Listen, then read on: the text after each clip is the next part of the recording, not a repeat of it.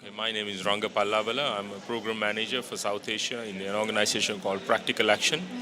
It's an international INGO working to help eradicate poverty using a concept called appropriate technology. Which is applying technology, computer technology, other technologies to Yeah, specific it's situations in developing countries. Yes, exactly. And we believe technology has two components, which is the hardware component, which is the physical, technological components, and the software aspects, which is the social and cultural aspects. So the blend of the software and the hardware gives you the real benefit of technology. Okay. Give me a specific example of where this combination of software and hardware has helped to alleviate a problem in the area you work in South Asia. Okay, let me give an example of the energy, access to energy using appropriate technology. Now, we have developed small-scale hydro systems. It's not mini hydro, it's basically a very small-scale hydro system which you can generate power for a household level using water streams. And we call this technology pico hydro, which is available in the other parts of the world as well. But we allowed the communities to use this technology and include their aspects or their thinking into the process of technology development. So they have improved with some of the modifications. For example, they realize that if they have a pico hydro unit in their home, it will be operated by women. So the hardware component should be light and should be very gender sensitive. So they have changed the positions of some of the equipments, they have changed the size of the equipments, and at the same time matching with their cultural aspects as well. So presumably that means you going into these communities before you start the development and talking with and interacting with those communities. Exactly. We start with what community already know and build upon that. That's our work.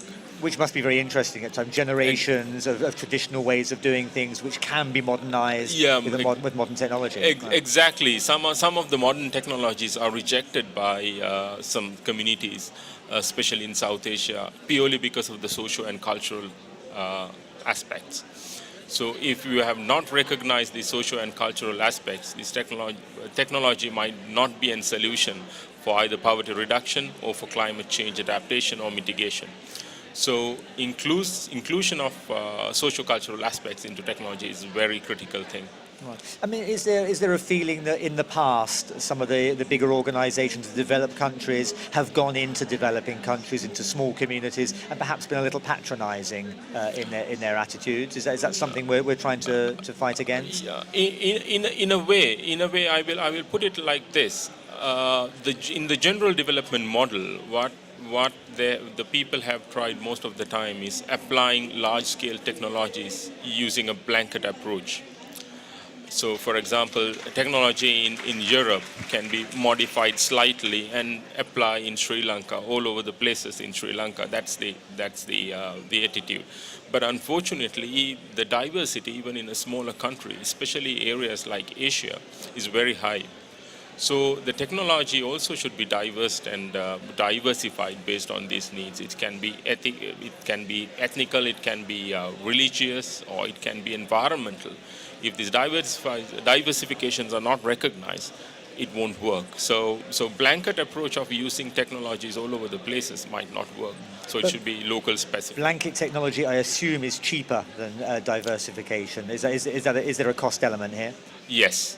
One another aspect, I think, now technology is always associated with cost. People think it's very costly to bring a new technology. But if you start with the technology that already community has, it's not that costly. You need to do slight modification, or you need to do bit of facilitation to people to think a little bit advanced and modify some of the existing technology. So there's no kind of a cost involved, rather than importing a brand new technology from somewhere else too.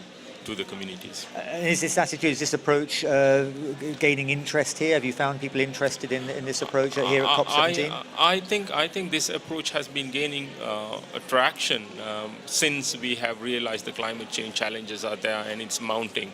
I think even in COP17 there are people are talking about new technological approaches, especially in the adaptation and technology transfer. Even in the technology transfer, now people talking about the locally available technologies, how we can share south-south sharing of technology aspects rather than north-south sharing of technologies.